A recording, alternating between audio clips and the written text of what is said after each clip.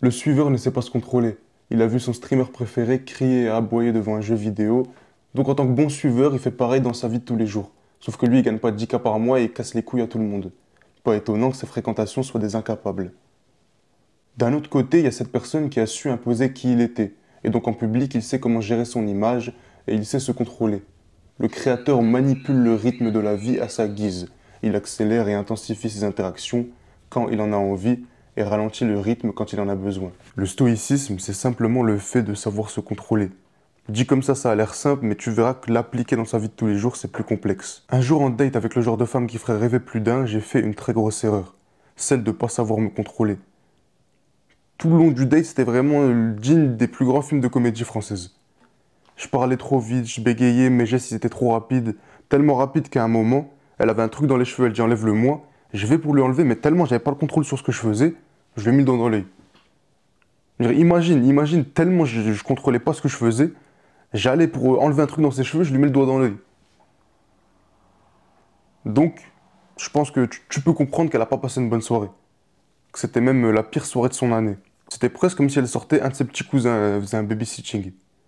Si je t'aurais pris avec moi, si t'aurais été là, ou plutôt t'aurais, je sais pas, j'aurais mis un micro, une caméra, tu m'aurais suivi, t'aurais vu qu'au départ elle était intéressée, et que plus la soirée elle avançait, plus j'enchaînais les erreurs, et plus elle avait envie de rentrer chez elle. Mais si je te parle de cette histoire, si jamais je te raconte les erreurs que j'ai faites, c'est parce que j'ai su le rattraper plus tard. J'ai su le rattraper exactement pour cette histoire 2 ans après. 2 ans après, j'ai eu le temps de devenir fantôme, j'ai eu le temps de savoir qui j'étais. J'ai eu le temps d'imposer ma personnalité, j'ai eu le temps d'imposer qui j'étais. Et je sais pas si c'est les TikTok, je sais pas si c'est les vues, je sais pas qui a partagé ma vidéo, mais elle a vu un de mes contenus. Du coup, elle m'a envoyé un DM sur Insta.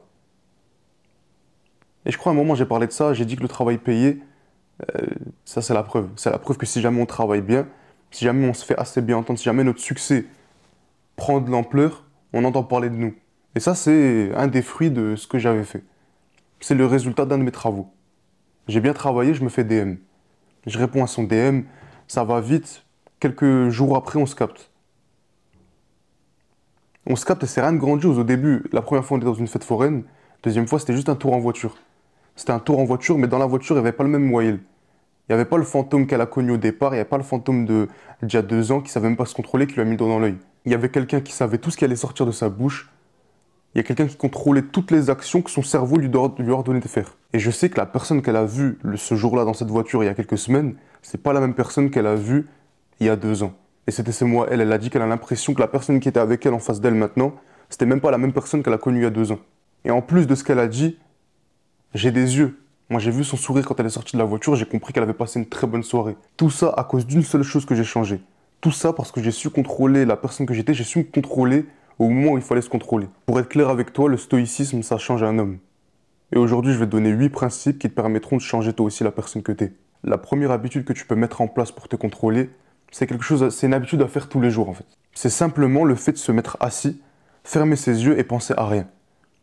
Tu te dis que c'est logique, tu fais ça presque tout le temps, tu verras que non. Tu verras qu'en fait, tout le temps dans ta tête, il se passe des choses. Tout le temps, tu réfléchis. Que ce soit l'argent, le travail, le sport, les papiers que tu as oublié de faire, etc.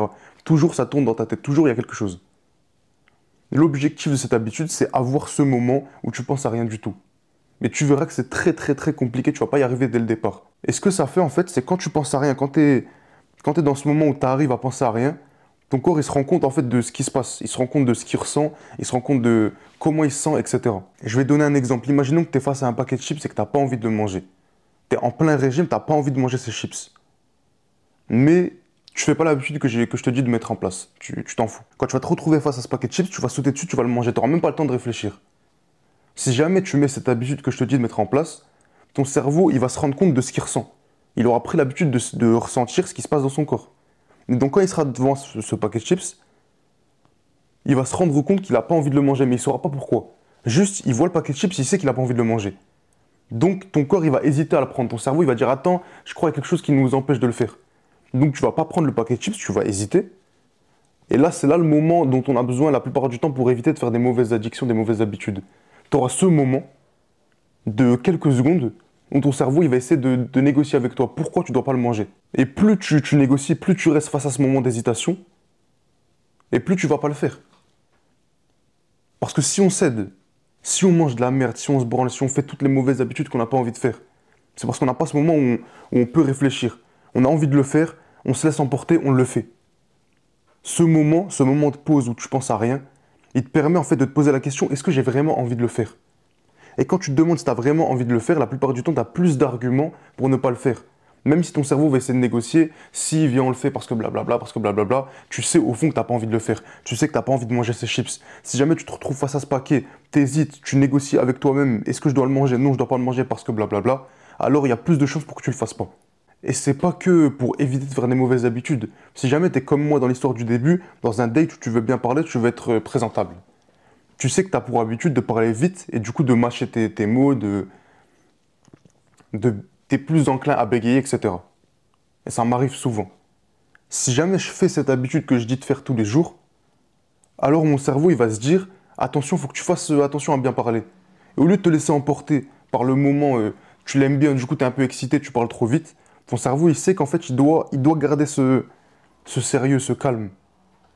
Et comme il sait ce que tu ressens, il sait que quand tu ressens un peu d'excitation, il va te dire attention, je sais pas pourquoi tu t'excites, mais tu te rappelles pas, il y a quelques heures, on a pensé à pas le faire. Le moi du présent, le moi de toi en ce moment, il va être connecté à ce qu'il a pensé avant et ce qu'il veut faire plus tard. Il sait que plus tard, il a envie d'avoir cette femme, donc il doit être sérieux. Et il sait qu'avant, il a pensé à être sérieux parce qu'il a trouvé ça comme une solution pour pouvoir avoir cette femme dont il a envie. Et donc sur le moment, il va combiner ce que j'ai appris avant et ce que je veux faire plus tard pour me donner la meilleure recette aujourd'hui. Et donc tu vas faire attention à comment tu parles, tu vas faire attention à la personne que tu es, contrôler tes gestes, etc. Première habitude, c'est ça. Tu te poses 5 minutes tous les jours, tu fermes tes yeux et tu essayes de penser à rien. La deuxième habitude, elle va te faire mal à entendre. Tu n'auras pas envie que je te dise ça, mais je vais devoir te le dire. Je vais citer tout simplement des mots. Ça sert à rien de réagir à des événements dont tu n'as pas le contrôle. Et je vais donner un exemple plus concret et un peu cru. Ton oncle, il meurt. Tu as deux choix possibles. Soit tu es triste, tu pleures, tu cries, tu es impacté. Soit tu ressens rien. Tu as aimé ton oncle, tu apprécies ton oncle, tu n'as aucune colère envers lui, mais dans le premier cas, tu choisis de te laisser impacter par sa mort. Dans le deuxième cas, tu choisis de passer outre et de continuer la vie. Quand il nous arrive ce genre d'événement, que ce soit un décès, on tombe face à un problème qui nous ralentit, etc., etc. On décide soit de se laisser impacter, donc de réagir émotionnellement à cet événement, soit on choisit de passer outre et de continuer à vivre pour avoir des résultats. Il est mort, il est mort. C'est-à-dire que tu peux... C'est rien de forcer, il est mort. Que tu sois triste, que tu sois content, que tu sois en colère, que tu l'insultes, que tu fasses pipi sur sa tombe, dans tous les cas, il est mort, lui, c'est plus son souci, il est plus là. Il a d'autres problèmes à gérer, il est mort et il doit faire face à certaines conséquences. Toi qui es en vie maintenant, tu peux choisir de faire les bonnes actions pour ta vie plus tard, ou tu peux choisir de te morfondre sur sa mort, et du coup tu restes bloqué. Tu perds 1 mois, 2 mois, voire 1 an, même 2 ans, même 3 ans, à te morfondre sur la mort de quelqu'un qui est déjà mort. Je pense que même cette personne qui est morte, si jamais il pouvait te dire quelque chose, c'est vie, continue, t'as plein de trucs à faire. Les gens ils meurent, on pleure. Les gens ils meurent, on arrête de vivre. Donc quand eux ils meurent, nous on meurt un peu. Mais c'est complètement illogique. Le stoïcisme c'est ça. Je dis et même moi, c'est moi. Je dis les mots sans passer par 4 chemins. Ça sert à rien de réagir à des événements dont on n'a pas le contrôle. Si il est mort et que tu ne peux pas le ressusciter, ça sert à rien de réagir face à sa mort, parce que dans tous les cas, il est mort. Je te laisserai réfléchir sur ça. La troisième chose à faire, c'est de respirer. J'ai fait une vidéo il n'y a pas longtemps sur ça. La plupart des gens ne pensent pas à respirer. Je te demande pas de bien respirer, même si on sait que c'est mieux de respirer par le nez, etc. Il faut juste respirer. La plupart des gens, et je l'ai vu encore avec ma mère il y a même pas une semaine. Et j'ai dû la déposer, j'ai dû aller la chercher quelque part. Et sur le chemin, et moi je mets pas de musique dans la voiture, il n'y a rien. Il n'y a pas de son, c'est vide. Et je l'entends respirer. Elle respire vraiment vite, genre comme si, je sais pas, comme si elle était stressée. Et j'entends ses inspirations, en fait, elle inspire au début, elle coupe en pleine inspiration pour direct expirer. Ça veut dire que ses respirations, elles sont pas complètes. Elle n'a pas le temps d'inspirer au maximum et d'expirer au maximum. Mais je lui ai dit, maman, tu respires vite un peu. Elle me dit, non, comment ça? Je dis, quand tu inspires, en fait, genre, je lui fais se rendre compte de ce qui se passe, qu'en gros, elle ne respire pas complètement. Pour que notre corps il fonctionne, il faut qu'il ait de l'oxygène. Si jamais tu respires mal, si jamais tu n'apportes pas assez d'oxygène à ton corps, comment tu veux que ton corps soit performant? Si ta voiture, tu lui mets... Bah non, ça marche pas avec les voitures. Les iPhones, je sais pas si ça marche pareil avec les autres téléphones. Les iPhones, quand ils ont plus beaucoup de batterie, ils deviennent moins performants. Ton téléphone, imaginons, il a 2-3%, même 1%. Soit il prend les photos lentement, il commence à laguer, il commence à bugger, etc. Notre corps, c'est la même. S'il n'a pas assez d'oxygène, il sera moins performant. Moins il a de batterie, moins il est performant. Plus tu lui donnes de l'oxygène, en grosse quantité, et plus il va bien marcher. Au cours de la journée, il ne faut pas que tu oublies d'inspirer au maximum et d'expirer au maximum. La quatrième habitude, c'est un petit code de triche, juste pour avoir le calme dont on a besoin, pour éviter le stress. Le stress, si jamais il occure, si jamais il nous impacte, c'est à cause d'une hormone qui est produite dans notre corps, le cortisol, ou la cortisol, je ne sais plus. Quand notre corps il produit cette hormone, ça engendre tout un système qui nous stresse, qui nous rend stressés. Parfois, c'est bénéfique dans la journée. Imaginons quand tu te réveilles, ton cerveau, il voit le soleil, le niveau de cortisol, il augmente. T'es pas nécessairement stressé dès que tu vois le soleil, t'es même pas du tout stressé quand tu vois le soleil. Mais c'est bénéfique pour toi que le matin, tu vois un peu la lumière du jour. Ça permet à ton corps de se mettre en état d'alerte, d'être un peu plus réveillé. Mais la nuit, par exemple, t'as envie que ton niveau de cortisol, il baisse. Parce que t'as pas envie d'être en alerte avant de dormir, tu vas pas dormir. Quand t'es encore, on va prendre l'exemple du date, et que t'as envie d'être calme, t'as envie d'être sérieux, mais que ton niveau de cortisol il est élevé dans ta vie de tous les jours, que t'es un mec stressé de base, bah, du coup, il y aura toutes sortes d'erreurs qui vont engendrer toutes sortes de mauvaises conséquences. Le cheat code, un peu le code de triche là, pour baisser ton niveau de cortisol, c'est un supplément. Un supplément qu'il ne faut pas prendre en trop grande quantité. Tu fais par exemple des séries 3 mois, genre pendant 3 mois tu prends les compléments, presque tous les jours. Après tu fais une pause de 3 mois et après pendant 3 mois tu reprends, etc. Je te dis directement, le supplément ça s'appelle l'ashwagandha, c'est ça juste ici. Tu peux t'en commander, ça va baisser ton niveau de cortisol. Et si ton niveau de cortisol y baisse, alors tu es moins stressé. Et un petit bonus, si le niveau de cortisol y baisse, le niveau de testostérone il augmente. La cinquième étape, c'est d'avoir une raison pour laquelle tu dois te contrôler. La motivation, elle permet de passer outre tout. Il y a quelques jours, par exemple, il y a 3 jours, j'étais motivé à faire de l'argent. Voilà, à faire de l'argent, je voulais que ma chaîne YouTube, elle marche plus. Je voulais avoir une nouvelle directive pour pas nécessairement faire plus de vues, mais pour impacter ceux qui me regardent. Et du coup, ouais, ça doit faire une semaine là, je tourne des vidéos presque tous les jours. J'apprends tous les jours. Je monte tous les jours. Je scripte tous les jours. En fait, je travaille tous les jours. Et je l'ai remarqué, là, ben, quand j'ai écrit le script de cette vidéo-là, que en ce moment, je suis motivé comme pas possible, en fait. Je me réveille le matin, la seule chose que j'ai envie de faire, c'est de travailler. Carrément, je jeûne, même là, il est... Merde. Il est 14h50, 14h50, j'ai toujours pas mangé. J'ai toujours pas mangé, je me suis réveillé ce matin, j'ai commencé à travailler, et depuis ce matin, je fais que de travailler. Ça se voit à mes lèvres, j'ai pas envie de sortir ma langue, mais elle est blanche. Même de l'eau, j'ai pas bu. La motivation, elle permet de passer outre certains problèmes. Imaginons un jour, tu es motivé pour aller à la salle, bizarrement, tu vas lever plus lourd. Imaginons que tu es motivé à pas te faire attraper par la police, tu vas courir plus vite. La motivation, elle permet parfois d'être meilleur, d'être plus performant. Si jamais tu as une raison pour laquelle tu as envie de te contrôler, imaginons que tu as vraiment envie de, je sais pas, tu sais que tu vas te marier avec elle. Tu sais que c'est la femme de ta vie. Quand tu vas la voir, tu as une motivation pour laquelle tu peux te contrôler. Tu sais que tu peux te contrôler parce que tu sais que ce qu'elle peut t'apporter, ça peut être très bénéfique pour ta vie. Si jamais on te dit tu vas mourir si tu ne te contrôles pas, alors tu as une raison pour laquelle tu peux te contrôler. Parce que si tu ne te contrôles pas, tu meurs. Et cette motivation, elle va te permettre de te contrôler 1000 fois mieux que d'habitude. Mais pour ça, je ne peux pas t'aider. Pour ça, c'est toi qui dois prendre du temps dans tes journées et réfléchir à pourquoi tu as envie t'as envie de te contrôler. Si jamais tu as une forte raison, alors tu auras un fort contrôle. La dernière étape pour vraiment avoir le contrôle maximal sur sa vie, c'est de réfléchir à la mort.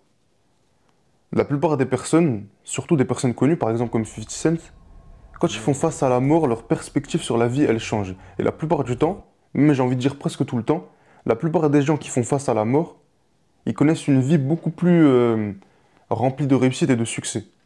Parce que la mort, ça change vraiment notre perspective sur la vie. La plupart du temps, ça peut être le décès d'un proche, ça peut être toi qui fais, je sais pas, une activité extrême, tu fais un saut en parachute et le parachute ne s'ouvre pas, tu te fais tirer dessus, tu te fais, je sais pas, tu te prends un coup de couteau, tu fais un accident de voiture.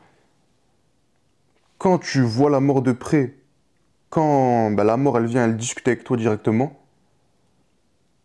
ta perspective, ta perception de la vie, elle change complètement. Tu vois plus la vie pareil. Parce que tu te rappelles que tu vas mourir, qu'on va tous mourir. Et pour mieux comprendre la vie, pour mieux avoir le contrôle sur sa vie, il faut réfléchir sur la mort. Je te demande pas d'aller, je sais pas, d'aller embrouiller des gens qui ont des couteaux sur eux. Tu leur dis, vas-y, plante-moi. Je te demande pas d'aller sauter d'un toit ou d'aller tenter de faire un accident de voiture. Juste tous les jours, essaye de méditer sur la mort, de réfléchir à ce que ça représente la mort. Et j'ai même une question, je me suis posé ça et c'est ça là vraiment qui m'a fait, en début d'année, début d'année 2024, qui m'a fait vraiment comprendre quelque chose sur la vie. Je me suis posé la question, je n'ai pas la question précise. Je crois que c'est si jamais je devais mourir dans 2 ans. Genre j'étais sûr de mourir dans 2 ans. Est-ce que c'est mieux que je meure maintenant parce que dans tous les cas dans 2 ans j'aurais rien fait de ma vie, j'aurais rien accompli de plus que ce que je peux faire maintenant? Ou est-ce que vraiment je sais que chaque jour je peux faire du bon et donc je mérite de vivre encore 2 ans? La question que je dois te poser c'est ça, c'est est-ce que tu mérites de vivre encore 2 ans?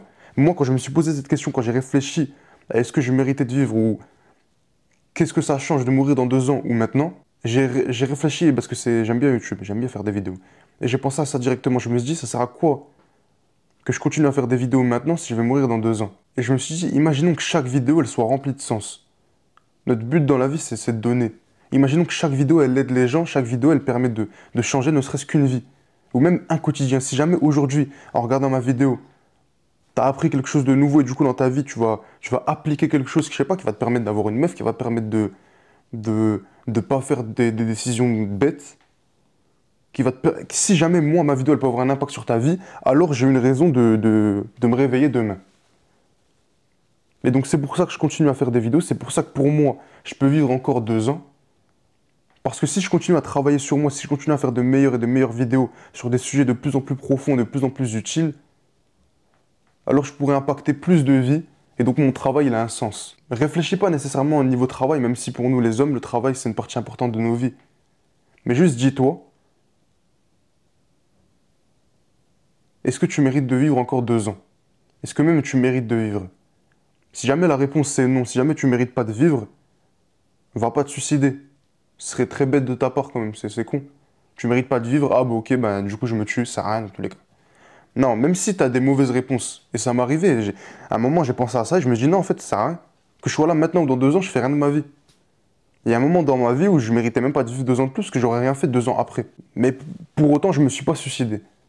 Parce que tu vas toujours avoir une réponse à tes questions. Ton cerveau il aime bien, il aime pas quand il y a des inconnus, quand il comprend pas, etc. Ton cerveau il veut une réponse à ces questions. Si jamais tu tombes face à non, je mérite de mourir, sache que c'est pas le point final. C'est pas non, je mérite de mourir, donc c'est rien que je vive. Ça veut dire que pour l'instant, tu te dis ça. Mais si jamais tu dis ça, c'est bien, parce que du coup, tu sais que tu peux encore plus réfléchir à ça, encore plus profondément, et un jour, tu arriveras à la conclusion de oui, je mérite de vivre parce que je fais ça, ça, ça. Si jamais tu tombes face à cette conclusion de non, je mérite pas de vivre, c'est plutôt la vie que tu prends en fait, la vie que tu mènes. Si jamais ton corps, il se dit, ou plutôt ton cerveau, il se dit qu'il mérite pas de vivre, c'est qu'il n'est pas satisfait avec la vie que tu vis maintenant. Si tu as cette conclusion un peu triste, un peu morose, ton cerveau il t'envoie un signal. Il te dit que ta vie, là, il l'aime pas, il n'a pas envie de vivre ça. Que ton corps, que tes capacités, que ton talent, il est gâché en fait. Il doit être utilisé pour faire une chose précise, mais que tu es en train de le gaspiller avec ta vie de maintenant. Passe plus de temps à réfléchir, pense à quand tu étais petit, qu'est-ce que tu aimais bien faire, quels sont tes talents, dans quoi tu es bon, dans quoi tu es mauvais. Et à force de réfléchir à ça, à force de brûler ton cerveau, de te faire du mal mentalement, tu vas avoir la réponse à tes questions et tu vas savoir pourquoi tu vis. Dès que tu sais pourquoi tu vis et pourquoi tu meurs, t'as fini le jeu.